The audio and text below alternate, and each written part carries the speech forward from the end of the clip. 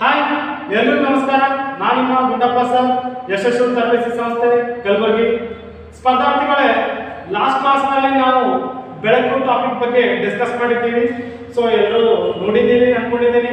ಭಾಳಷ್ಟು ಜನ ಲೈಕ್ ಮಾಡಿದ್ದೀರಾ, ಚಾನಲನ್ನು ಸಬ್ಸ್ಕ್ರೈಬ್ ಮಾಡಿದ್ದೀರಾ, ಕಮೆಂಟ್ ಮಾಡಿದ್ದೀರಾ, ಕೆಲವು ಜನ ಶೇರ್ ಕೂಡ ಮಾಡಿದ್ದೀರಾ. ಸೊ ಎಲ್ಲರಿಗೂ ನಮ್ಮ ಸಂಸ್ಥೆಯ ಪರವಾಗಿ ಹಾಗೂ ನನ್ನ ಕಡೆಯಿಂದ ತುಂಬ ಹೃದಯದ ಧನ್ಯವಾದಗಳನ್ನು ಸಲ್ಲಿಸ್ತಾ, ಸೊ ಇವತ್ತಿನ ಕ್ಲಾಸ್ನಲ್ಲಿ ನಾನು ರೋಗಗಳ ಕುರಿತು ಡಿಸ್ಕಸ್ ಮಾಡ್ತಾ ಇದ್ದೀನಿ. ಸೊ ಇವತ್ತಿನ ಟಾಪಿಕ್ ಬಂದು ರೋಗಗಳು, ಡಿಸೀಸಸ್.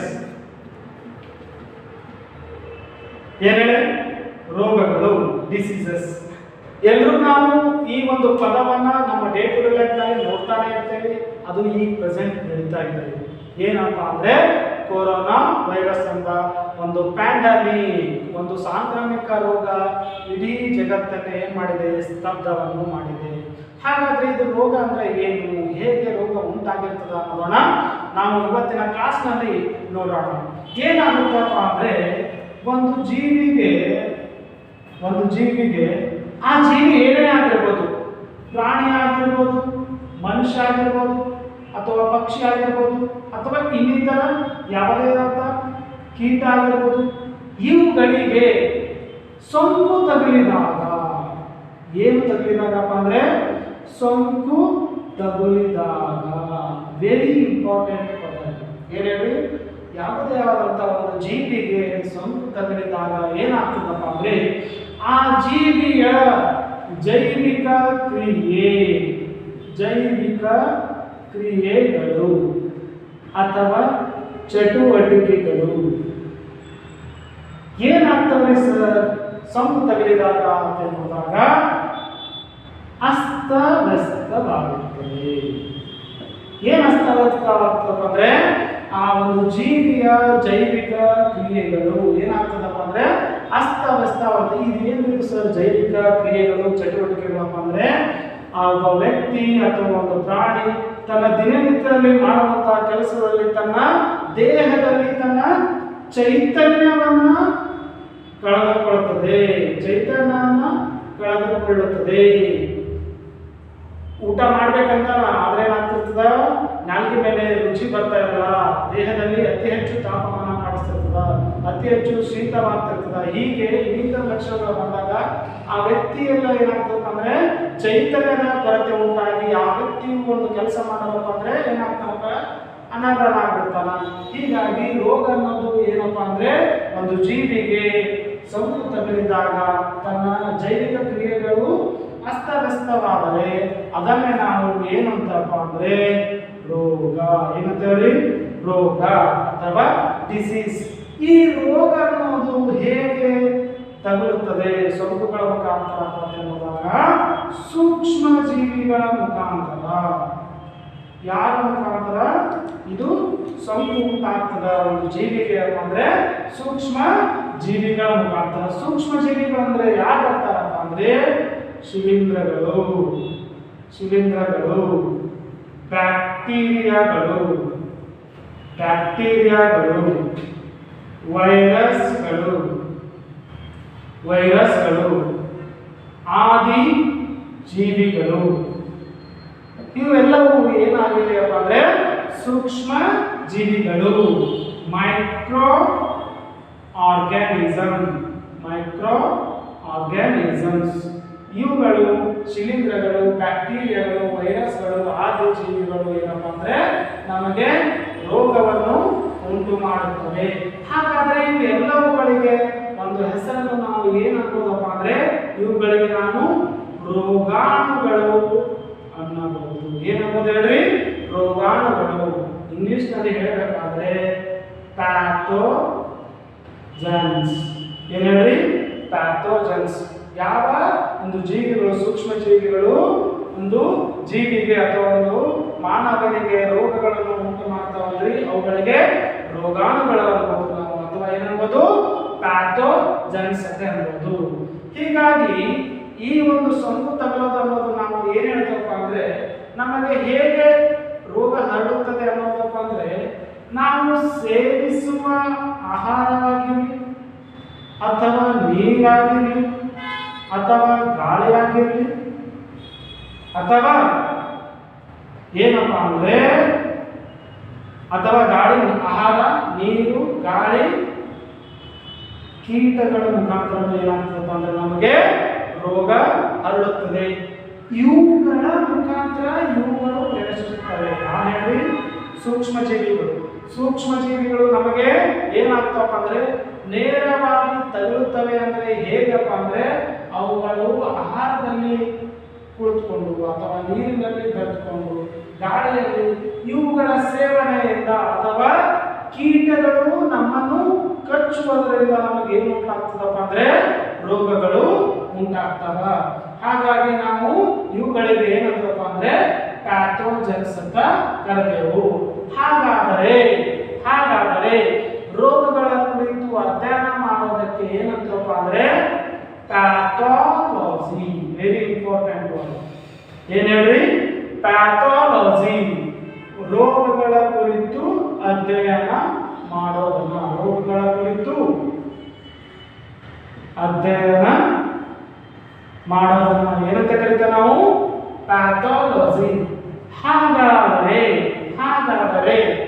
ಈ ರೋಗದ ಕುರಿತು ಅಧ್ಯಯನ ಮಾಡುವ ವೈದ್ಯರನ್ನು ಏನಂತ ಕರೀತಾರಪ್ಪ ಅಂದರೆ ವೈದ್ಯರನ್ನು ಪ್ಯಾಥಾಲಜಿಸ್ಟ್. Very important. ಪ್ಯಾಥಾಲಜಿಸ್ಟ್ ಮತ್ತು ಪ್ಯಾಥಾಲಜಿ ಇವು ಎಕ್ಸಾಮ್ ಅಲ್ಲಿ ಕೇಳುವಂತಹ ಪ್ರಶ್ನೆಗಳಾಗಿದ್ದಾವೆ. ಕೆಲವೊಂದು ಬಾರಿ ಪ್ಯಾಥಾಲಜಿ ಅಂದ್ರೆ ಏನಂತ ಕೇಳಿದ್ದಾರೆ. ಪ್ಯಾಥಾಲಜಿ ಅಂದ್ರೆ ಏನಪ್ಪಾ ಅಂದ್ರೆ ರೋಗಗಳ ಕುರಿತು ಅಧ್ಯಯನ ಮಾಡುವುದು. ಪ್ಯಾಥಾಲಜಿಸ್ಟ್ ಅಂದ್ರೆ ಏನಪ್ಪಾ ಅಂದ್ರೆ ಯಾವ ವೈದ್ಯರು ರೋಗಗಳ ಕುರಿತು ಅಧ್ಯಯನ ಮಾಡ್ತಾನೆ ಅವರನ್ನ ಏನಂತಾರಪ್ಪ ಅಂದ್ರೆ ಪ್ಯಾಥಾಲಜಿಸ್ಟ್. ಹಾಗಾದ್ರೆ ನಮ್ಮ ಆಧುನಿಕ ಯುಗದ ರೋಗ ಶಾಸ್ತ್ರದ ಪಿತಾಮಹ ಯಾರಪ್ಪ ಅಂದ್ರೆ ರುಡಾಲ್ಫ್ ವಿಕ್ರೋ. ಯಾರು? ರುಡಾಲ್ಫ್ ವಿಕ್ರೋ. ಆಧುನಿಕ ಯುಗದ ರೋಗಶಾಸ್ತ್ರದ ಪಿತಾಮಹ. ಇವ್ರು ಎಲ್ಲಿದವರಪ್ಪ ಅಂದ್ರೆ ಜರ್ಮನಿ ದೇಶದವರು. ಎಲ್ಲಿದವರು ಹೇಳ್ರಿ? ಜರ್ಮನಿ ದೇಶದವರು. ಭಾರತ ದೇಶದ ಆಧುನಿಕ ರೋಗಶಾಸ್ತ್ರದ ಪಿತಾಮಹ ಯಾರಪ್ಪ ಅಂದ್ರೆ ವಿ ಆರ್ ಕೋನಿಲ್ಕರ್. ಯಾರು? ಕೋನಿಲ್ಕರ್. ಆಧುನಿಕ ಯುಗದ ರೋಗಶಾಸ್ತ್ರದ ಪಿತಾಮಹ ರುಡಾಲ್ಫ್ ವಿರ್ಕೋ.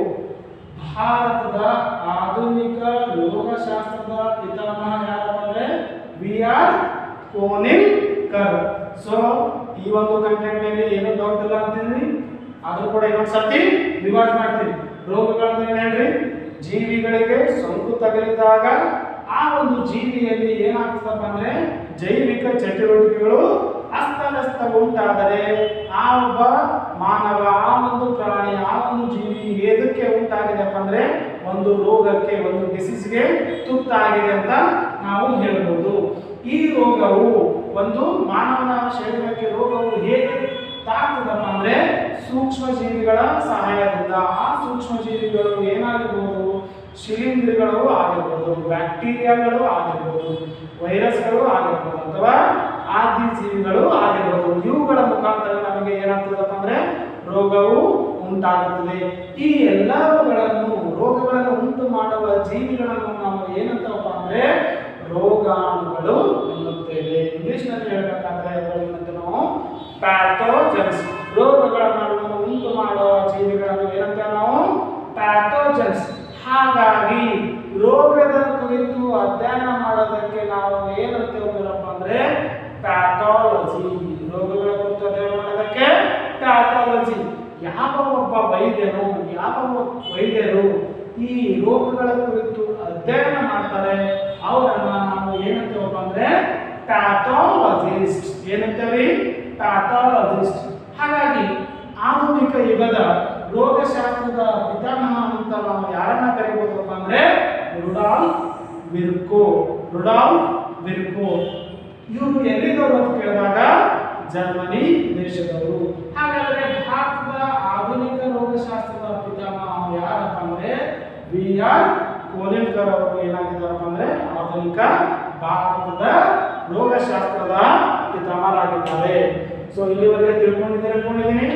ನೆಕ್ಸ್ಟ್ ನೋಡೋಣ, ರೋಗಗಳು ಹೇಗೆ ಉಂಟಾಗ್ತವೆ ಅಥವಾ ರೋಗಗಳ ವಿಧಗಳು ಅಂತ ನೋಡೋಣ. ಸೊ ಪ್ಯಾಥಾಲಜಿಸ್ಟ್ ಅಪ್ಪ ಅಂದ್ರೆ ಯಾವ ವೈದ್ಯರು ರೋಗಗಳ ಕುರಿತು ಅಧ್ಯಯನ ಮಾಡಿದಾಗ ಪ್ಯಾಥಾಲಜಿಸ್ಟ್ ಅಂತಾರೆ. ಪ್ಯಾಥಾಲಜಿ ಅಂದ್ರೆ ರೋಗಗಳ ಕುರಿತು ಅಧ್ಯಯನ ಮಾಡೋದಕ್ಕೆ ಅಂತಾರೆ. ಇವಾಗ ನಾವು ನೆಕ್ಸ್ಟ್ ಏನ್ ನೋಡೋಣಪ್ಪ ಅಂದ್ರೆ ರೋಗಗಳ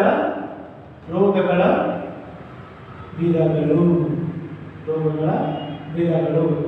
ರೋಗಗಳ ವಿಧಗಳನ್ನು ನಾವು ಬೇರೆ ಬೇರೆ ರೀತಿಯಲ್ಲಿ ನೋಡ್ತೇವೆ. ಒಂದನೇ ಸಂದರ್ಭ ಏನಪ್ಪಾ ಅಂದ್ರೆ ಕಾಲಾವಧಿ ಆಧಾರದ ಮೇಲೆ. ಏನ್ ಹೇಳ್ರಿ? ಕಾಲಾವಧಿ ಆಧಾರದ ಮೇಲೆ, ಡಿಪೆಂಡಿಂಗ್ ಅಪಾನ್ ಇಟ್ಸ್ ಟೈಮ್. ಏನಪ್ಪ ಅಂದ್ರೆ ಒಂದನೇದು ಏನು ಓದ್ತಪ್ಪ ಅಂದ್ರೆ ತೀವ್ರತರವಾದ ರೋಗಗಳು. Acute disease. ಏನಪ್ಪ ಅಂದ್ರೆ ಇದು ಅಕ್ಯೂಟ್ ಡಿಸೀಸ್, ತೀವ್ರತರವಾದ ರೋಗಗಳಪ್ಪ ಅಂದ್ರೆ ಕಡಿಮೆ ಸಮಯದಲ್ಲಿ ಉಂಟಾಗ್ತದೆ ಇದು ರೋಗ. ಏನ್ ಹೇಳ್ರಿ?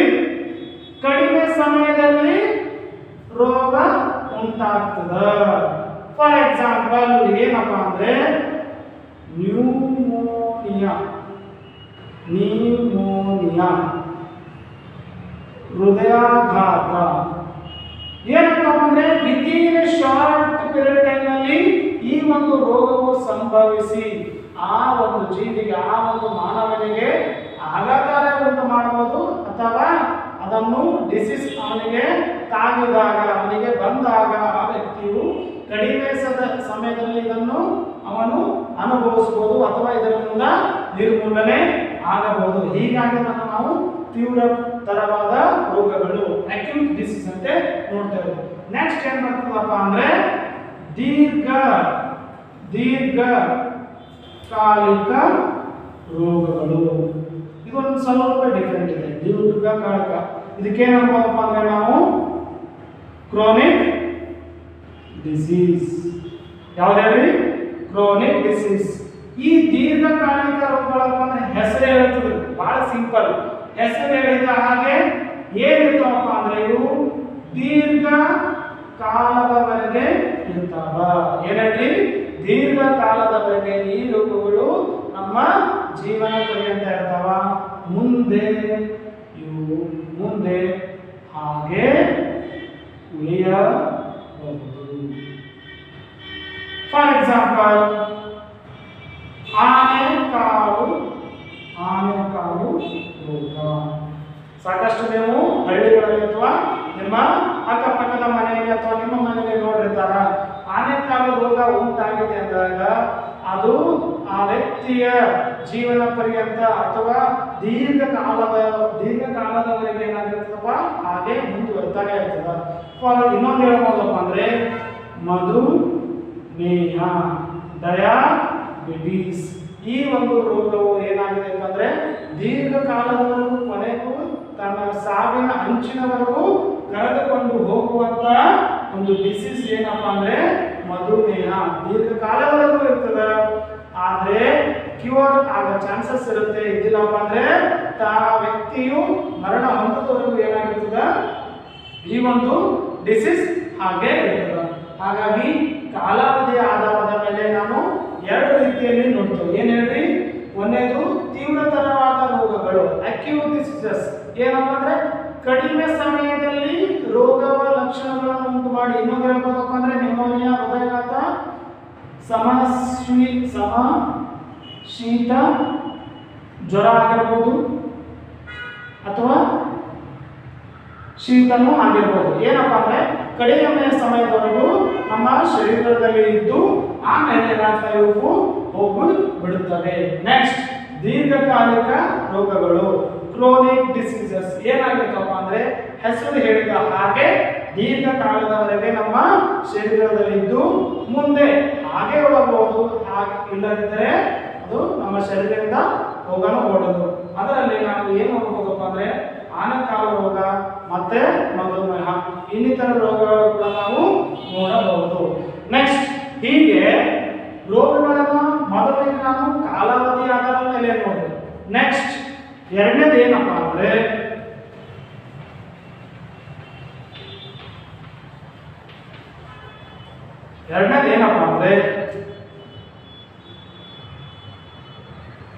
ಜನನದಿಂದ ಅಥವಾ ಮತ್ತು ಜನನದ ನಂತರ, ಅಂದರೆ ಹುಟ್ಟಿನಿಂದಲೇ ಅಥವಾ ಹುಟ್ಟಿದ ನಂತರ. ಅದರಲ್ಲಿ ಒಂದೇದೇನಪ್ಪ ಅಂದ್ರೆ ಜನ್ಮಜಾತ ರೋಗಗಳು. ಏನ್ ಹೇಳಿ? ಜನ್ಮಜಾತ ರೋಗಗಳು. ಕಾಂಜಿನಿಟಲ್ ಡಿಸೀಸಸ್, ಜನ್ಮಜಾತ ರೋಗಗಳು. ಸರ್ ಏನಿದು ಜನ್ಮಜಾತ ರೋಗಗಳಪ್ಪ ಅಂದ್ರೆ ಸಿಂಪಲ್ ಆಗಿ ಹೇಳ್ತೀನಿ ಕೇಳಿ. ಏನಾಗಿರ್ತದಪ್ಪ ಅಂದ್ರೆ ಕೆಲವೊಂದು ರೋಗಗಳು ಮಗು ತಾನು ಹುಟ್ಟುವುದರೊಂದಿಗೆನೇ ರೋಗವನ್ನು ಪಡೆದುಕೊಂಡು ಬರುತ್ತದೆ. ತಾನು ಭೂಮಿಗೆ ಬಂದ ತಕ್ಷಣದಿಂದಲೇ ನಮಗೆ ಆ ಮಗು ಹುಟ್ಟಿನ ತನ್ನ ಜೀವನದ ಮೊದಲ ಒಂದು ಹಂತದಲ್ಲಿ ನಾವು ಏನ್ ಮಾಡಬಹುದು, ಆ ಮಗುವಿನಲ್ಲಿ ರೋಗಗಳ ಲಕ್ಷಣಗಳನ್ನು ಕಾಣಬಹುದು. ಯಾವಪ್ಪ ಅಂದ್ರೆ ಕಲರ್ ಬ್ಲೈಂಡ್ನೆಸ್, ಕಲರ್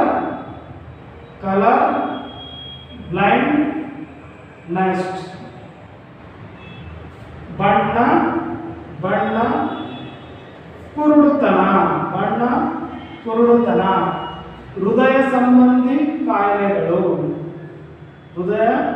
ಸಂಬಂಧಿ ಕಾಯಿಲೆಗಳು. ಇವು ಏನಾಗುತ್ತವಪ್ಪ ಅಂದ್ರೆ ಮಗು ಜನ್ಮಜಾತವಾಗಿ, ಹೆಸರು ಜನ್ಮಜಾತ ರೋಗಗಳಾಗಿ ಈ ಕಲರ್ ಬ್ಲೈಂಡ್ನೆಸ್ ಅನ್ನೋದು ಏನಾಗಿರ್ತದಪ್ಪ ಅಂದ್ರೆ ಆನುವಂಶಿಕವಾಗಿ ತಾಯಿಯದಿಂದ ಮಗುವಿಗೆ ಆನುವಂಶಿಕವಾಗಿ ಬಣ್ಣ ಕುರುಡುತನವನ್ನ ರೋಗ ಮಗು ಹುಟ್ಟಿನಿಂದಲೇ ಪಡೆದುಕೊಂಡಿರುತ್ತದೆ. ಇನ್ನೊಂದು ರೀತಿಯಲ್ಲೂ ಕೂಡ ಮಕ್ಕಳು ಜನನ ಪಡ್ತಾರೆ. ಇನ್ನೊಂದೇನಪ್ಪ ಅಂದ್ರೆ ಸೀಳು ಮೂಗು ಅಥವಾ ಬಾಯಿ. ಕೆಲವು ಮಕ್ಕಳಲ್ಲಿ ನೀವು ನೋಡಿರ್ತೀರಿ, ಹುಟ್ಟಿದ ಹಾಗೆ ಏನಾಗಿರ್ತದಪ್ಪ, ಮೂಗಿನಲ್ಲಿ ಸೀಳು ಅಥವಾ ಬಾಯಿನಲ್ಲಿ ಸೀಳುಗಳು ಕೂಡ ಕಾಣಿಸ್ತಿರ್ತವೆ.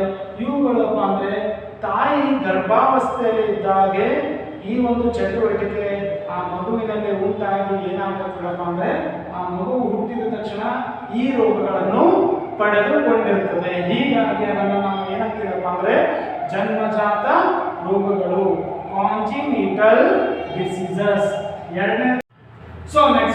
ಎರಡನೇ ಬಂದ್ಬಿಟ್ಟು ಅರ್ಜಿತ ರೋಗಗಳು. ಏನ್ ಹೇಳಿ? ಎರಡನೇ ಒಂದು ಅರ್ಜಿತ ರೋಗಗಳು, ಅಕ್ವೈರ್ಡ್ ಡಿಸೀಸಸ್. ಇದು ಏನಾಗ್ತದಪ್ಪ ಅಂದ್ರೆ ಮಗು ತಾನು ಹುಟ್ಟಿದ ಕೆಲವು ದಿನಗಳ ನಂತರ ಏನಾಗ್ತದಪ್ಪ ಅಂದ್ರೆ ಆ ಮಗುವಿನಲ್ಲಿ ಕೆಲವು ರೋಗಗಳು ಬರುವ ಸಾಧ್ಯತೆ ಇರ್ತವೆ. ಅದರಲ್ಲಿ ಒಂದೇದು ನೋಡ್ಬೋದಪ್ಪ ಅಂದ್ರೆ ಸಾಂಕ್ರಾಮಿಕ ರೋಗಗಳು. ಎರಡನೇ ಬಂದ್ಬಿಟ್ಟು ಅಸಾಂಕ್ರಾಮಿಕ ರೋಗಗಳು. ಸಾಂಕ್ರಾಮಿಕ ರೋಗಗಳಪ್ಪ ಅಂದ್ರೆ ಕಮ್ಯುನಿಕೇಬಲ್ ಡಿಸೀಸಸ್. ಇದು ಅಸಾಂಕ್ರಾಮಿಕ ಅಂದ್ರೆ ನಾನ್ ಕಮ್ಯುನಿಕೇಬಲ್ ಡಿಸೀಸಸ್. ಸೊ ಅರ್ಜಿತ ರೋಗಗಳಲ್ಲಿ ಎರಡು ತರ ನೋಡ್ತೇವೆ. ಒಂದು ಸಾಂಕ್ರಾಮಿಕ ರೋಗಗಳು, ಇನ್ನೊಂದು ಅಸಾಂಕ್ರಾಮಿಕ ರೋಗಗಳು. ಒಂದೊಂದನ್ನ ನೀಟಾಗಿ ನೋಡ್ಕೊಂಡು ಹೋಗೋಣ. ಫಸ್ಟ್ ಇದು ಗೊತ್ತಾಗಿದೆ ಅನ್ಕೊಂಡಿದ್ದೀನಿ. ಯಾವುದು? ಜನನದಿಂದ ಮತ್ತು ಜನನದ ನಂತರಗಳಲ್ಲಿ ಒಂದೇದು ಜನ್ಮಜಾತ ರೋಗಗಳು ಅಂದ್ರೆ ಮಗು ತಾನು ಭೂಮಿಗೆ ಬರುವ ಸಂದರ್ಭದಲ್ಲಿ, ಹುಟ್ಟುವ ಸಂದರ್ಭದಲ್ಲಿ ತಾಯಿಯಿಂದ ಕೆಲವು ರೋಗಗಳನ್ನು ಪಡೆದುಕೊಂಡೇ ಬಂದಿರುತ್ತದೆ. ಉದಾಹರಣೆಗೆ ಕಲರ್ ಬ್ಲೈಂಡ್ನೆಸ್, ಬಣ್ಣ ಕುರುಡುತನ, ಅಥವಾ ಹೃದಯ ಸಂಬಂಧಿ ಕಾಯಿಲೆಗಳು, ಅಥವಾ ಮೂಗು ಸೀಳುವಿಕೆ ಅಥವಾ ಬಾಯಿ ಸೀಳುವಿಕೆ, ಈ ತರ ರೋಗಗಳನ್ನು ಮಗು ಹುಟ್ಟಿನಿಂದಲೇ ಪಡೆದುಕೊಂಡಿರುತ್ತದೆ. ಎರಡನೇದಲ್ಲಿ ಆರ್ಜಿತ ರೋಗಗಳು, ಅಕ್ವೈರ್ಡ್ ಡಿಸೀಸಸ್ ನಲ್ಲಿ ನಾವು ಒಂದೊಂದನ್ನ ನೋಡೋಣ. ಈಗ ಸಾಂಕ್ರಾಮಿಕ ರೋಗಗಳು, ಸಾಂಕ್ರಾಮಿಕ ರೋಗಗಳು ಹೆಸರೇ ಹೇಳ್ತಿದ್ದಾವೆ. ಸಾಂಕ್ರಾಮಿಕ ರೋಗಗಳು ಏನಪ್ಪ ಅಂದ್ರೆ, ಸಾಂಕ್ರಾಮಿಕ ರೋಗ ಅನ್ನೋದು ಒಬ್ಬರಿಂದ ಇನ್ನೊಬ್ಬರಿಗೆ ಹರಡುತ್ತಾ ಹೋಗುತ್ತದೆ.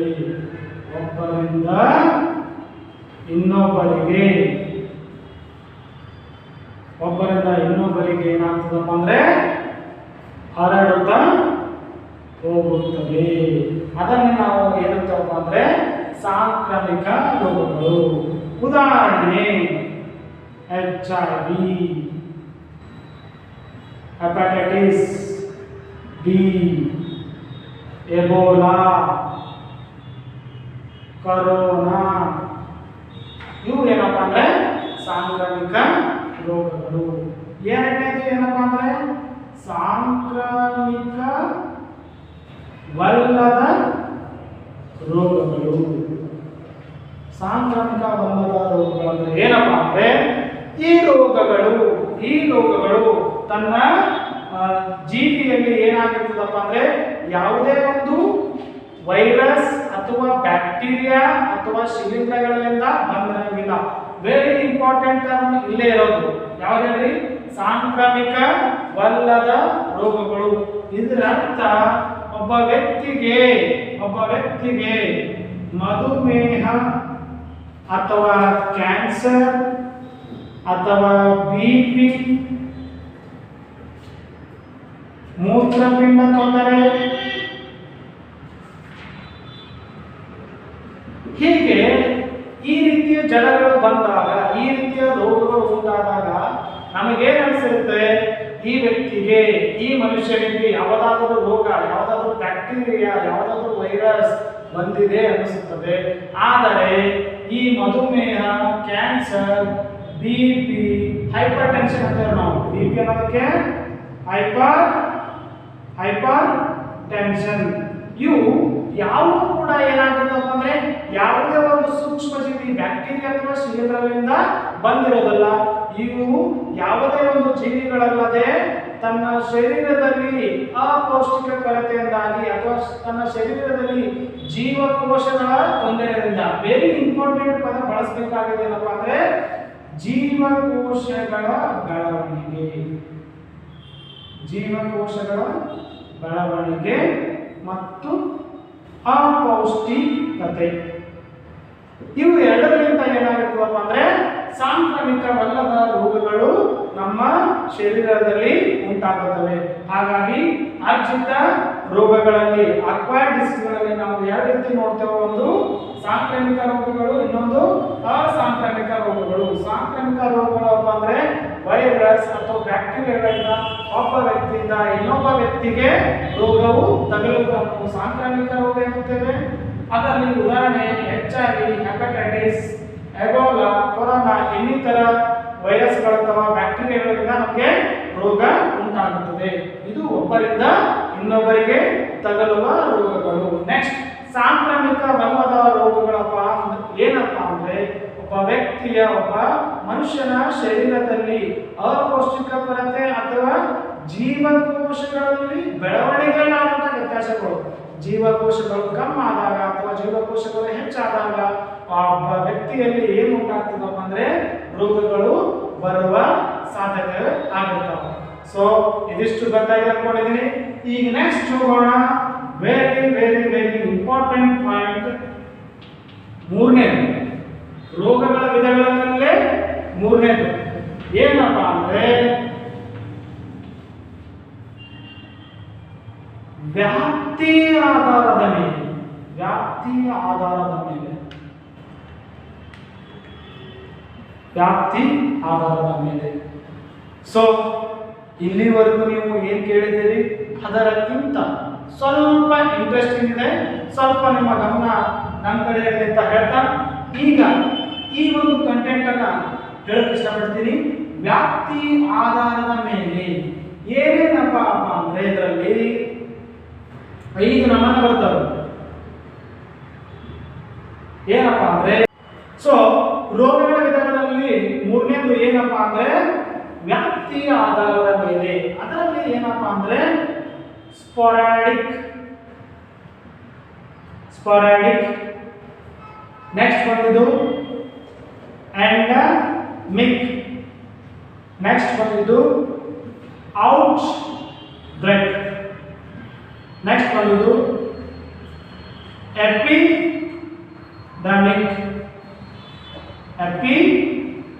ಎಪಿಡೆಮಿಕ್, ನೆಕ್ಸ್ಟ್ ಬಂದಿದ್ದು ಪ್ಯಾಂಡಮಿಕ್. Very important. ಈ ಒಂದು ಕಂಟೆಂಟ್ ಎಷ್ಟು ಇಂಪಾರ್ಟೆಂಟ್ ಇದೆ ಅಂದ್ರೆ ಈಗ ನಾವು ಇಡೀ ಪ್ರಪಂಚದಾದ್ಯಂತ ಒಂದು ವೈರಸ್ ಬಗ್ಗೆ ಕೇಳ್ತಾ ಇದ್ದೇವೆ. ಯಾವ್ದಪ್ಪ ಅಂದ್ರೆ ಕೊರೋನಾ ವೈರಸ್. ಅದಕ್ಕೆ ಎಲ್ಲರೂ ಏನಂತಿದ್ದೀವಿ, ಇದು ವೈರಸ್ ಪ್ಯಾಂಡಮಿಕ್ ಇದೆ. ಏನಿದು ಪ್ಯಾಂಡಮಿಕ್, ಏನಿದು ಸ್ಪೊರಾಡಿಕ್, ಏನಿದು ಎಂಡಮಿಕ್, ಏನಿದು ಔಟ್ಬ್ರೇಕ್, ಏನಿದು ಎಪಿಡೆಮಿಕ್. ಈ ಎಲ್ಲವೂ ಏನಪ್ಪ ಅಂದ್ರೆ ಆ ಒಂದು ರೋಗ ಎಷ್ಟು ರೀತಿಯಲ್ಲಿ ಯಾವ ಒಂದು ಪ್ರದೇಶಕ್ಕೆ ಯಾವ ರೀತಿಯಲ್ಲಿ ಹರಡಿದೆ ಅದಕ್ಕೆ ಕೊಟ್ಟಂತ ಒಂದು ಪದಗಳು, ಟರ್ಮ್ಸ್ಗಳು ಆಗಿವೆ. ಏನಾಗಿವೆ? ಟರ್ಮ್ಸ್ಗಳು ಆಗಿವೆ. ಸ್ಪೊರಾಡಿಕ್ ಅಂದ್ರೆ ಏನಪ್ಪ ಅಂದ್ರೆ ವಿರಳವಾಗಿ ಕಾಣಿಸೋದು. ಒಂದು ರೋಗ ಏನಾಗ್ತದಪ್ಪ ಅಂದ್ರೆ ವಿರಳವಾಗಿ ಕಾಣಿಸುವುದು. ಹೇಗಪ್ಪ ಅಂದ್ರೆ ನೋಡಿ, ಒಂದು ಊರಿದೆ ಅಥವಾ ಒಂದು ದೇಶ ಇದೆ. ನಮ್ಮ ದೇಶ ಭಾರತದಲ್ಲಿ ನಾನು ಏನ್ ಮಾಡಿದ್ದೀನಪ್ಪ ಅಂದ್ರೆ ಒಂದು ಪ್ರದೇಶ ತಗೊಂಡಿದ್ದೀನಿ. ಅದರಲ್ಲಿ ನಮ್ಮ ಕಲಬುರಗಿ ಅನ್ನೋ ಒಂದು ಪ್ರದೇಶ ತಗೊಂಡಿದ್ದೀನಿ. ಈ ಕಲಬುರಗಿಯಲ್ಲಿ ಸಾಕಷ್ಟು ಜನ ವಾಸ ಮಾಡ್ತಾ ಇದ್ದಾರೆ. ಯಾವುದೋ ಒಂದು ರೋಗವು ಇಲ್ಲಿ ಜನಿಸಿದೆ, ಯಾವುದೋ ಒಂದು ರೋಗವು ಇಲ್ಲಿ ಉಂಟಾಗಿದೆ. ಆ ಒಂದು ರೋಗವು ಯಾರೋ ಒಬ್ಬ ವ್ಯಕ್ತಿಗೆ ಸೋಂಕು ತಗಲಿದೆ ಅಂತ ತಿಳ್ಕೊಳ್ಳಿ. ಏನ್ ಹೇಳ್ರಿ? ಕಲಬುರಗಿ ನಮ್ಮ ದೇಶ ಭಾರತ, ಅದರಲ್ಲಿ ಕಲಬುರಗಿ ಒಂದು ಜಿಲ್ಲೆಯಲ್ಲಿ ಏನಾಗಿದೆಪ್ಪ ಅಂದ್ರೆ ಒಬ್ಬ ವ್ಯಕ್ತಿಗೆ ಏನಾಗಿದೆ, ಸೋಂಕು ತಗಲಿದೆ. ಆ ಒಬ್ಬ ವ್ಯಕ್ತಿಗೆ ಸೋಂಕು ತಗಲಿದಾಗ ಆ ಒಂದು ರೋಗವು ಬೇರೆ ಯಾವುದೇ ಒಂದು ವ್ಯಕ್ತಿಗೆ ತಗುಲದಿದ್ದರೆ, ಆ ಒಂದು ರೋಗವು ಬೇರೆ ಯಾವುದೇ ವ್ಯಕ್ತಿಗೆ ತಗುಲದಿದ್ದರೆ ಆ ವ್ಯಕ್ತಿಯು ಆ ರೋಗದಿಂದ ಮುಕ್ತವಾಗಬಹುದು ಅಥವಾ ಸಾಯಬಹುದು. ಬೇರೆ ಒಬ್ಬರಿಗೆ ಹರಡದೆ ಬೇರೆ ಒಂದು ಪ್ರದೇಶಕ್ಕೆ ತಾಗದಿದ್ದರೆ ಆ ಒಂದು ಡಿಸೀಸ್ಗೆ ನಾವು ಏನಾಗಬಹುದಪ್ಪ ಅಂದ್ರೆ ಸ್ಪೊರಾಡಿಕ್ ಡಿಸೀಸಸ್. ವಿರಳ ರೋಗ ಅಂದ್ರೆ ವಿರಳವಾಗಿ ಕಾಣಿಸುತ್ತದೆ. ಅದು ಆ ಒಂದು ನಿರ್ದಿಷ್ಟ ಪ್ರದೇಶಕ್ಕೆ ಮಾತ್ರ ಸೀಮಿತವಾಗಿರುತ್ತದೆ. ಅಂತ ರೋಗಗಳಿಗೆ ನಾವು ಏನಂಬೋದಪ್ಪ ಅಂದ್ರೆ ಸ್ಪೊರಾಡಿಕ್ ಡಿಸೀಸಸ್. ಫಾರ್ ಎಕ್ಸಾಂಪಲ್ ಏನಪ್ಪ ಅಂದ್ರೆ ರೇಬೀಸ್, ಟೆಟನಸ್. ಏನಾಗಿದೆಯಪ್ಪ ಅಂದ್ರೆ ಸೊ ಇತ್ತೀಚಿನ ದಿನಗಳಲ್ಲಿ ಏನಪ್ಪ ಅಂದ್ರೆ ಈ ಒಂದು ನಿರ್ದಿಷ್ಟ ಪ್ರದೇಶದಲ್ಲಿ ರೇಬೀಸ್, ಟೆಟನಸ್, ಪ್ಲೇಗ್ ರೋಗವು ಎಲ್ಲಿರಪ್ಪ ಅಂದ್ರೆ US ನಲ್ಲಿ ನಾವು ಕೆಲವೊಂದು ಪ್ರಕರಣಗಳನ್ನು ಕಾಣ್ತಾ ಇದ್ದೇವೆ. ಹಾಗಾಗಿ ಇದನ್ನು ನಾವು ಏನಬಹುದು, ಸ್ಪೊರಾಡಿಕ್ ಡಿಸೀಸ್ ಅಂತ ಅನ್ಬೋದು. ನೆಕ್ಸ್ಟ್ ಬರೋದು ಎಂಡಮಿಕ್ ಡಿಸೀಸಸ್. ಎಂಡಮಿಕ್ ಡಿಸೀಸ್ ಅನ್ನೋದು ಏನಪ್ಪ ಅಂದ್ರೆ ಇದು ಸ್ಥಳೀಯವಾಗಿ ಹರಡುವಂತ ರೋಗ. ಏನ್ ಹೇಳಿ? ಸ್ಥಳೀಯವಾಗಿ ಹರಡುವಂತ ರೋಗ. ಏನಾಗಿರ್ತದಪ್ಪ ಅಂದ್ರೆ ಈ ಒಂದು ನಿರ್ದಿಷ್ಟವಾದ ಪ್ರದೇಶದಲ್ಲಿ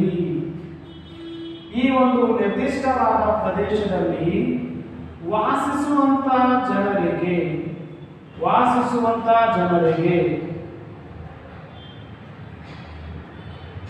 ಈಗ ನಾವು ಮೊದಲನೇ ಒಂದು ಉದಾಹರಣೆಯಲ್ಲಿ ಏನು ತಗೊಂಡಿರಪ್ಪ ಅಂದ್ರೆ ನಮ್ಮ ದೇಶ ಭಾರತ ಕಲಬುರಗಿ ಜಿಲ್ಲೆಯಲ್ಲಿ ತೆಗೆದುಕೊಂಡಿದ್ದಾನೆ. ಅದರಲ್ಲಿ ಏನಾಗಿದೆಯಪ್ಪ ಅಂದ್ರೆ ಒಬ್ಬ ವ್ಯಕ್ತಿಗೆ ಮಾತ್ರ ಕಾಲಕ್ರಮೇಣ ವೈರಸ್ ಅಥವಾ ಒಂದು ರೋಗ ಉಂಟಾಗಿದೆ, ಆದರೆ ಅದು ಸಮುದಾಯಕ್ಕೆ ಹರಡಲಿಲ್ಲ. ಆದರೆ ಈ ಸಂದರ್ಭದಲ್ಲಿ ಇದೇ ನಮ್ಮ ಕಲಬುರಗಿ ಜಿಲ್ಲೆ, ಇದೇ ನಮ್ಮ ಭಾರತ ದೇಶದ ಕಲಬುರಗಿ ಜಿಲ್ಲೆಯ ಒಂದು ಭಾಗದ ನಿರ್ದಿಷ್ಟ ಪ್ರದೇಶದ ಕೆಲವು ಜನರಿಗೆ ಸೋಂಕು ತಗುಲಿದರೆ ಅವಾಗ ನಾವು ಏನನ್ನೋದಪ್ಪ ಅಂದ್ರೆ ಅದನ್ನು ಎಂಡಮಿಕ್ ಅನ್ನಬಹುದು. ಏನ್ ಹೇಳಿ, ಒಂದು ನಿರ್ದಿಷ್ಟ ಪ್ರದೇಶದ ಕೆಲವು ಜನರಿಗೆ ಈ ರೋಗವು ಕಾಣಿಸಿಕೊಂಡಿದ್ದರೆ ನಾವು ಏನನ್ನಬಹುದಪ್ಪ ಅಂದ್ರೆ ಎಂಡಮಿಕ್ ಅನ್ನಬಹುದು. ನೆಕ್ಸ್ಟ್ ಬರುತ್ತೆ ಔಟ್ ಬ್ರೇಕ್. ಏನ್ ಹೇಳಿ, ಔಟ್ ಬ್ರೇಕ್, ಸ್ಫೋಟ. ಬಹಳ ಇಂಪಾರ್ಟೆಂಟ್ ಇದೆ. ಇತ್ತೀಚಿನ ದಿನಗಳಲ್ಲಿ ಸ್ಪರ್ಧಾರ್ಥಿಗಳೇ ನೀವು ನೋಡ್ತಾ ಇರ್ತೀರಾ, ನ್ಯೂಸ್ ಓದುವಾಗ ನಮ್ಮ ರಾಜ್ಯದ ಮುಖ್ಯಮಂತ್ರಿಗಳಲ್ಲಿ, ಬೇರೆ ಬೇರೆ ರಾಜಕಾರಣಿಗಳಲ್ಲಿ ಅಥವಾ ನಮ್ಮ ದೇಶದ ಯಾವುದೇ ಒಬ್ಬ ರಾಜಕಾರಣಿಗಳಲ್ಲಿ ಈ ತರ ಮಾತಾಡ್ತಿರ್ತಾರೆ. ಏನಪ್ಪಾ ಅಂದ್ರೆ ಕೊರೋನಾ ವೈರಸ್ ಬಹಳ ಔಟ್ ಬ್ರೇಕ್ ಆಗಿದೆ. ಏನ್ ಹೇಳಿ, ಬಹಳ ಔಟ್ ಬ್ರೇಕ್ ಆಗಿದೆ. ಏನಿದು ಔಟ್ ಬ್ರೇಕ್? ಔಟ್ ಬ್ರೇಕ್ ಸಾಕಷ್ಟು ನೀವು ಕೇಳ್ತಾ ಇದ್ದಾರೆ. ಏನಪ್ಪ ಅಂದ್ರೆ ಇದು ಸಡನ್ ಇನ್ಕ್ರೀಸ್ ಇನ್ ಕೇಸಸ್. ಇವಾಗ ಕೊರೋನಾ ವೈರಸ್ ಮಾರ್ಚ್ ತಿಂಗಳಿನಲ್ಲಿ ದಿನಕ್ಕೆ 1,000 ಬರ್ತಿತ್ತು. ಇವತ್ತು ಏಪ್ರಿಲ್ ತಿಂಗಳಲ್ಲಿ ಏನಾಗಿದೆಪ್ಪ ಅಂದ್ರೆ ದಿನಕ್ಕೆ 30,000 35,000ವರೆಗೆ ನಮಗೆ ಕೊರೋನಾ ವೈರಸ್ ಕೇಸ್ಗಳು ಕಾಣ್ತಾ ಇದ್ದಾವೆ. ಇದಕ್ಕೆ ನಾವು ಏನನ್ಬೋದಪ್ಪ ಅಂದ್ರೆ ಸಡನ್ ಇನ್ಕ್ರೀಸ್ ಇನ್ ಕೇಸ್, ಅದನ್ನೇನನ್ಬೋದು ಔಟ್ ಬ್ರೇಕ್. ಏನನ್ಬೋದು ಔಟ್ ಬ್ರೇಕ್. ಈ ಔಟ್ ಬ್ರೇಕ್ ಏನಾಗಿ ಪರಿವರ್ತನೆ ಆಗುತ್ತದಪ್ಪ ಅಂದ್ರೆ ಎಪಿಡೆಮಿಕ್. ಏನ್ ಹೇಳಿ, ಎಪಿಡೆಮಿಕ್. ಈ ಎಪಿಡೆಮಿಕ್ ಅನ್ನೋದು ಏನಪ್ಪಾ ಅಂದ್ರೆ ಭಾರತ ದೇಶ ಕಲಬುರಗಿ ಜಿಲ್ಲೆಯ ನಿರ್ದಿಷ್ಟ ಪ್ರದೇಶ ಅಂತ ಹೇಳ್ತೀವಿ ನಾವು. ಇವಾಗ ಎಪಿಡೆಮಿಕ್ ಅನ್ನೋದು ಏನಪ್ಪ ಅಂದ್ರೆ ಕಲಬುರಗಿ ಜಿಲ್ಲೆ ತುಂಬಾ ಏನಾಗಿದೆ, ಈ ಸಾಂಕ್ರಾಮಿಕ ರೋಗ ಹರಡಿದೆ. ಎಲ್ಲಿ ಭಾರತ ದೇಶ ಕಲಬುರಗಿ ಜಿಲ್ಲೆ. ಎಪಿಡೆಮಿಕ್ ಅಪ್ಪ ಅಂದ್ರೆ ಒಂದು ನಿರ್ದಿಷ್ಟ ಪ್ರದೇಶದ ಎಲ್ಲಾ ಜನಾಂಗವನ್ನು, ಎಲ್ಲಾ ಜನರನ್ನು ಈ ಒಂದು ವೈರಸ್ಗೆ ತುತ್ತಾದರೆ ಅದನ್ನು ನಾನು ಏನನ್ಬಹುದು, ಎಪಿಡೆಮಿಕ್ ಅನ್ಬಹುದು. ಕೊನೆಯದಾಗಿರುವಂತಹ ಪದನೇ, ಇತ್ತೀಚಿನವಾಗಿ ನಾವು ಬಳಸ್ತಿರುವಂತಹ ಪದನೇ ಯಾವುದು ಹೇಳಿ, ಪ್ಯಾಂಡಮಿಕ್. ವೆರಿ ವೆರಿ ಇಂಪಾರ್ಟೆಂಟ್ ಪದ. ಪ್ಯಾಂಡಮಿಕ್ ಅನ್ನೋದನ್ನ ನಾವು ಇನ್ನೂ ಚೆನ್ನಾಗಿ ಬ್ಯೂಟಿಫುಲ್ ಆಗಿ ಎಕ್ಸ್ಪ್ಲೇನ್ ಮಾಡಬೇಕಪ್ಪ ಅಂದ್ರೆ ಇದು ಚೀನಾ, ಇದು ಆಸ್ಟ್ರೇಲಿಯಾ, ಇದು ಇಂಡಿಯಾ, ಇದು ಇಂಗ್ಲೆಂಡ್, ಇದು ರಷ್ಯಾ. ಕೊರೋನಾ ವೈರಸ್ ಅನ್ನೋದು ಮೊದಲು ಹುಟ್ಟಿದ್ದು ಚೀನಾದ ವುಹಾನ್ ಪ್ರದೇಶದಲ್ಲಿ. ಯಾವ ಪ್ರದೇಶದಲ್ಲಿ? ಚೀನಾದ ವುಹಾನ್ ಪ್ರದೇಶದಲ್ಲಿ. ಈ ಒಂದು ಚೀನಾದ ವುಹಾನ್ ಪ್ರದೇಶದಲ್ಲಿ ಹುಟ್ಟಂತ ಈ ಕೊರೋನಾ ವೈರಸ್ ಸ್ವಲ್ಪ ದಿನಗಳ ನಂತರ ಏನಾಯ್ತಪ್ಪ ಅಂದ್ರೆ ಇಡೀ ಚೀನಾವನ್ನು ಹರಡಿತು. ಆವಾಗ ಈ ಒಂದು ಕೊರೋನಾ ವೈರಸ್ಗೆ ಕೇವಲ ನಾವು ಏನಂತಿದ್ದೀವಪ್ಪ ಅಂದ್ರೆ ಎಪಿಡೆಮಿಕ್. ಏನ್ ಹೇಳಿ, ಎಪಿಡೆಮಿಕ್. ಯಾವಾಗ ಒಂದು ವೈರಸ್ ಅಥವಾ ಒಂದು ಬ್ಯಾಕ್ಟೀರಿಯಾ ಅಥವಾ ಒಂದು ಶಿಲೀಂಧ್ರಗಳಿಂದ ಒಂದು ನಿರ್ದಿಷ್ಟ ಪ್ರದೇಶಕ್ಕೆ ಮಾತ್ರ ಸೀಮಿತವಾಗಿ ರೋಗವನ್ನು ಹರಡಿದರೆ, ಆ ಪ್ರದೇಶದ ಸುತ್ತಮುತ್ತಲಿರುವ ಜನಾಂಗವನ್ನು ಆವರಿಸಿಕೊಂಡಿದ್ದರೆ ಅದಕ್ಕೆ ನಾವು ಎಪಿಡೆಮಿಕ್ ಅನ್ನಬಹುದು. ಆದರೆ ಈ ಒಂದು ಕೊರೋನಾ ವೈರಸ್ ಆ ಒಂದು ಸಂದರ್ಭದಲ್ಲಿ ಎಪಿಡೆಮಿಕ್ ಆಗಿದ್ರು ಕೂಡ ಮುಂದೆ ಏನಾಯ್ತಪ್ಪ ಅಂದ್ರೆ ಅಮೆರಿಕ, ಭಾರತ, ಇಂಗ್ಲೆಂಡ್, ರಷ್ಯಾ, ಹೀಗೆ ಇಡೀ ವಿಶ್ವದ ತುಂಬೆಲ್ಲ, ಇಡೀ ಪ್ರಪಂಚದ ತುಂಬೆಲ್ಲ ಏನಾಗಿದೆ ಅಂದ್ರೆ ಕೊರೋನಾ ವೈರಸ್ ಅನ್ನೋದು ಏನಾಗಿದೆ, ಹರಡಿದೆ. ಹೀಗಾಗಿ ಯಾವಾಗ ಒಂದು ಸೂಕ್ಷ್ಮಾಣುಜೀವಿಯಿಂದ, ಒಂದು ವೈರಸ್ನಿಂದ ಅಥವಾ ಒಂದು ಬ್ಯಾಕ್ಟೀರಿಯಾದಿಂದ ಇಡೀ ಪ್ರಪಂಚದ ಮಾನವ ಕುಲಕ್ಕೆ ಅಥವಾ ಜೀವಿಗಳಿಗೆ ರೋಗವನ್ನು ಉಂಟು ಮಾಡಿದರೆ ಆ ಜೀವಿಗೆ ಅಥವಾ ಆ ಒಂದು ರೋಗಕ್ಕೆ ನಾವು ಎಂತ ಹೆಸರು ಕೊಡ್ಬೋದಪ್ಪ ಅಂದ್ರೆ ಪ್ಯಾಂಡಮಿಕ್ ಡಿಸೀಸ್. ಎಂತ ಹೆಸರು? Pandemic disease. ಹೀಗಾಗಿ ನಾವು ಕೊರೋನಾವನ್ನು ಪ್ಯಾಂಡಮಿಕ್ ರೋಗ ಎಂದು ಕರೀತಾ ಇದ್ದೇವೆ. ಮೊನ್ನೆ ನಡೆದ ಪರೀಕ್ಷೆಗಳಲ್ಲಿ ಪರ್ಟಿಕ್ಯುಲರ್ಲಿ RSI ಎಕ್ಸಾಮ್ ಅಲ್ಲಿ ಏನೋ ಕೇಳಿದಂತ ಪ್ರಶ್ನೆ ಆಗಿದೆ, ಏನಪ್ಪ ಅಂದ್ರೆ ಕೋವಿಡ್-19 ಇದು ಒಂದು ಎಂತ ರೋಗವಾಗಿದೆಯಪ್ಪ ಅಂದ್ರೆ ಇದೊಂದು ಪ್ಯಾಂಡಮಿಕ್ ಡಿಸೀಸ್ ಆಗಿದೆ. ಏಕಪ್ಪ ಅಂದ್ರೆ ಈ ಡಿಸೀಸ್ ಅನ್ನು ಏನಾಗಿದೆ, ಇದು ಸಾಂಕ್ರಾಮಿಕ, ಒಬ್ಬರಿಂದ ಒಬ್ಬರಿಗೆ ಹರಡ್ತಾ ಏನಾಗಿದೆ, ಇಡೀ ಪ್ರಪಂಚದ ತುಂಬೆಲ್ಲ ಹರಡಿದೆ. ಒಂದ್ಸಾರಿ ಬ್ರೀಫ್ ಆಗಿ ಹೇಳ್ಬಿಡ್ತೀನಿ ಕೇಳಿ. ರೋಗಗಳ ವಿಧಗಳು ವ್ಯಾಪ್ತಿ ಆಧಾರದ ಮೇಲೆ. ಒಂದನೇದು ಸ್ಪೊರಾಡಿಕ್ ಡಿಸೀಸಸ್, ಇವೆಲ್ಲ ಟರ್ಮ್ಸ್ಗಳಿವೆ. ಹೀಗಂತ ಒಂದು ಪಾಯಿಂಟ್ ಅನ್ನ ಕ್ಲಿಯರ್ ಮಾಡಕ್ಕೆ ಇಷ್ಟಪಡ್ತೀನಿ. ಯಾವತ್ತಿಗೂ ಯಾವುದೇ ಒಂದು ವೈರಸ್ ಅಥವಾ ಬ್ಯಾಕ್ಟೀರಿಯಾದಿಂದ ಒಂದು ರೋಗ ಇದು ಎಪಿಡೆಮಿಕ್ ಇದೆ, ಎಂಡಮಿಕ್ ಇದೆ ಅಥವಾ ಸ್ಪೊರಾಡಿಕ್ ಇದೆ, ಪ್ಯಾಂಡಮಿಕ್ ಅನ್ನೋದು ನಿರ್ದಿಷ್ಟವಾಗಿ ನಮಗೆ ಆ ಸಮಯಕ್ಕೆ ಮಾತ್ರ ಹೇಳ್ಬೋದು. ಇವಾಗ ನಾನು ಕೊರೋನಾ ವೈರಸ್ ಈಗ ಸ್ವಲ್ಪ ದಿನಗಳ ನಂತರ ಕೂಡ ನಾನು ಏನು ಹೇಳ್ಬೋದಪ್ಪ ಅಂದ್ರೆ ಇದೊಂದು ಪ್ಯಾಂಡಮಿಕ್. ಯಾಕಪ್ಪ ಅಂದ್ರೆ ಇಡೀ ಪ್ರಪಂಚದ ತುಂಬೆಲ್ಲ ಹರಡಿದೆ. ಕೆಲವೊಂದು ವೈರಸ್ ಅಥವಾ ಕೆಲವೊಂದು ಬ್ಯಾಕ್ಟೀರಿಯಾದಿಂದ ಬಂದಂತ ರೋಗ ಏನಾಗಿರುತ್ತಪ್ಪ ಅಂದ್ರೆ ನಿರ್ದಿಷ್ಟ ಪ್ರದೇಶಕ್ಕೆ ಮಾತ್ರ ಸೀಮಿತವಾಗಿ ಅಲ್ಲೇ ನಶಿಸಿ ಹೋಗುತ್ತಾ ಇರುತ್ತೆ. ಹೀಗಾಗಿ ಸ್ಪೊರಾಡಿಕ್ ಅಪ್ಪ ಅಂದ್ರೆ ಒಂದು ನಿರ್ದಿಷ್ಟ ಪ್ರದೇಶದ ಕೇವಲ ಒಬ್ಬ ವ್ಯಕ್ತಿ ಮೇಲೆ ಅಥವಾ ಒಂದು ಕುಟುಂಬದ ಮೇಲೆ ಒಂದು ರೋಗ ಉಂಟಾಗಿ ಅದು ಪುನಃ ಬೇರೆ ಯಾರ ಮೇಲೂ ಪರಿಣಾಮ ಬೀರದಿದ್ದರೆ ಅಥವಾ ಆ ವ್ಯಕ್ತಿಯ ಕುಟುಂಬದಲ್ಲೇ ಈ ವರ್ಷ ಬಿಟ್ಟು ಮತ್ತೊಂದು ವರ್ಷ ಅವರಿಗೆ ತಾಗಿದರೆ ಅದು ಕೇವಲ ಸ್ಪೊರಾಡಿಕ್ ವಿರಳ ರೋಗ ಅನ್ನುತ್ತೇವೆ. ಅದಕ್ಕೆ ನಾವು ಏನ್ ಕೊಟ್ಟಪ್ಪ ಅಂದ್ರೆ ನಮ್ಮ ಭಾರತ ದೇಶದ ಕಲಬುರಗಿ ಜಿಲ್ಲೆಯ ಒಬ್ಬ ವ್ಯಕ್ತಿಯ ಮೇಲೆ ಉಂಟಾದ ರೋಗವು ಅವನಿಗೆ ತಾಗಿತ್ತು, ಅವನಿಂದ ನಶಿಸಿ ಹೋಗಿತ್ತು, ಪುನಃ ಬೇರೆ ವ್ಯಕ್ತಿಗಳ ಮೇಲೆ ಉಂಟಾಗಲಿಲ್ಲ. Next endemic. ಸಪೋಸ್ ಆ ಒಂದು ಕಲಬುರಗಿಯಲ್ಲಿರುವಂತಹ ಒಬ್ಬ ವ್ಯಕ್ತಿಯ ಮೇಲೆ ರೋಗ ಉಂಟಾದಾಗ ಅವನಿಂದ ಅವನ ಪಕ್ಕದಲ್ಲಿರುವವರಿಗೆ ಅಥವಾ ತನ್ನ ಮನೆಯಲ್ಲಿರುವ ಇನ್ನೊಬ್ಬರಿಗೆ ಸೋಂಕು ತಗಲಿ ಅವರಲ್ಲಿಯೇ ಅಷ್ಟೇ ಈ ಒಂದು ರೋಗದ ಲಕ್ಷಣಗಳು ಕಂಡಿದ್ದರೆ, ಅವರಷ್ಟೇ ಇದು ಸೀಮಿತವಾಗಿದ್ದರೆ, ಬೇರೆ ಪ್ರದೇಶಕ್ಕೆ ಇದು ಹರಡದಿದ್ದರೆ ಅದನ್ನು ನಾವು ಏನಂಬೋದಪ್ಪ ಅಂದ್ರೆ ಎಂಡಮಿಕ್ ಹೆಸರ ಹೇಳ್ತಾ ಇದೆ, ಎಂಡಮಿಕ್ ಡಿಸೀಸ್. ನೆಕ್ಸ್ಟ್ ಬರುತ್ತೆ ಔಟ್ ಬ್ರೇಕ್. ಈ ಒಂದು ಪದ ಏನ್ ಹೇಳ್ತದ, ಈ ಒಂದು ಟರ್ಮ್ ಏನ್ ಹೇಳ್ತದಪ್ಪ ಅಂದ್ರೆ ಯಾವುದೇ ಒಂದು ರೋಗವು ನಿಧಾನವಾಗಿ ಕೆಲವು ಕೇಸಸ್ಗಳನ್ನ ಪ್ರಕರಣಗಳನ್ನು ತೋರಿಸ್ತಾ ಇದ್ದಾಗ ಸಡನ್ ಆಗಿ ಔಟ್ ಬ್ರೇಕ್ ಎಂಬ ಪದವನ್ನು ಬಂದಾಗ ಏನಾಗುತ್ತದೆ, ಸ್ಫೋಟಗೊಂಡಿರುತ್ತದೆ. ಹೇಗಪ್ಪ ಅಂದ್ರೆ ಈ ಸ್ಫೋಟಗೊಂಡಿರೋದು ಅನ್ನೋದು ಅರ್ಥ ಒಂದು ಪ್ರಕರಣ ಬಂದರೂ ಕೂಡ ಸ್ಫೋಟನೆ, ಅಥವಾ 1000 ಪ್ರಕರಣ ಬಂದರೂ ಕೂಡ ಇದು ಏನಪ್ಪ ಅಂದ್ರೆ ಸ್ಫೋಟನೆ. ಹೇಗೆ ಸರ್, ಹೇಗೆ ಹೇಳ್ತೀರಾ ನೀವು? ಫಾರ್ ಎಕ್ಸಾಂಪಲ್, ಭಾರತ ದೇಶದಲ್ಲಿ ವುಹಾನ್ನಲ್ಲಿ ಫಸ್ಟ್ ಕೊರೋನಾ ವೈರಸ್ ಬಂದಿರ್ತದೆ. ಆ ಸಂದರ್ಭದಲ್ಲಿ ಕೇರಳ ರಾಜ್ಯದಲ್ಲಿ, ಭಾರತದ ಕೇರಳ ರಾಜ್ಯದಲ್ಲಿ ಮೊದಲ ಪ್ರಕರಣ ಕಾಣಿಸಿಕೊಂಡಿತ್ತು. ಆಗ ನಮ್ಮ ಭಾರತ ದೇಶವು ಅಷ್ಟೊಂದು ಭಯಭೀತಿ ಆಗಿರಲಿಲ್ಲ.